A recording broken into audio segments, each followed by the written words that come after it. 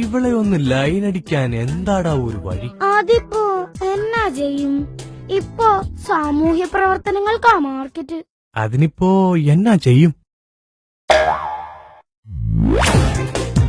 അടിപൊളി, ഞാനൊരു സാമൂഹ്യ നന്മ ചെയ്ത് ഇവളെ ഞെട്ടിക്കും.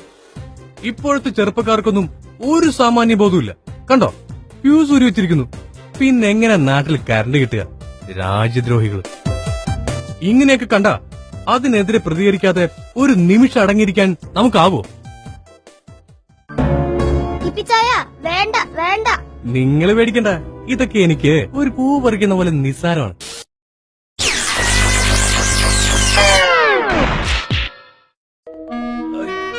നാട്ടുകാർ ഒത്തിരി കൈവച്ച് ഹിപ്പിച്ചായ. കരണ്ടടിച്ച് ലൈൻമാൻ വൈക്കോൽ കൂനയിലാ വീണത്. പുള്ളിക്കാരൻ അപകടനില തരണം ചെയ്തെന്നാ കേട്ടത്. അത് ഭാഗ്യമായി. എന്തായാലും കിട്ടിയ തല്ലിന് പുറമെ ഇച്ചായന്റെ പേരിൽ കേസും ഉണ്ടാകുമെന്നാ കേക്കുന്നേ. പോസ്റ്റുകളിലോ ട്രാൻസ്ഫോമറുകളിലോ ഫ്യൂസ് ഊരി വച്ചിരിക്കുന്നതായി കണ്ടാൽ അതിനർത്ഥം ലൈനിൽ പണി നടക്കുന്നുവെന്നാണ്. നമ്മൾ അതെടുത്ത് കണക്ട് ചെയ്യുന്നത് അപകടമാണ്. അതുമാത്രമല്ല, അങ്ങനെ ചെയ്യുന്നത് കുറ്റകരവുമാണ്. ഇനി എന്തേലും സംശയം തോന്നിയാൽ തന്നെ വൈദ്യുതി ഓഫീസിൽ വിവരം അറിയിക്കുക. അല്ലെങ്കിൽ 1912 വിളിച്ച് വിവരം പറയുക. KCB, കേരളത്തിന്റെ ഊർജം.